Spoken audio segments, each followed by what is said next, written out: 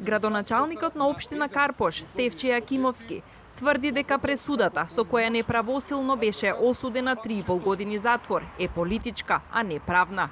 Во прилог на своите тврдења, тој посочи дека легализацијата на еден од објектите за кој Јакимовски е осуден ја водел министерот за внатрешни работи Панче Тошковски во време кога тој бил адвокат. Полномошник Панче Тошковски ја водел легализацијата. Натаму, значи, урбанистичката согласност, овде гледате, ја подигнал адвокат Панче Тошковски.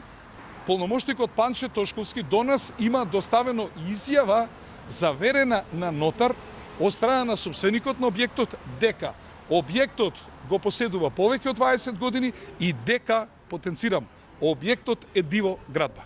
Јакимовски вели дека го посочил Тошковски како адвокат кој добро ја владеел постапката за легализација на објекти, не за да го инкриминира Тошковски, туку за да ги потврди своите тези дека против него се води хајка. Од ВМРО ДПМН не сакаа да го коментира документот кој го приложи Јакимовски. Јакимовски е човек со многу проблеми. Очигледно сака да дефокусира внимание од многуте проблеми со кои тој лично и општината се соочуваат. Нема да ги коментираме неговиот обид да се дефокусира од вистинските проблеми. Стефче Јакимовски беше прогласен за виновен за 2 кривични дела: бесправна изградба и злоупотреба на службената положба, кои според пресудата биле сторени за време на изградбата на новата општинска зграда на општина Карпош.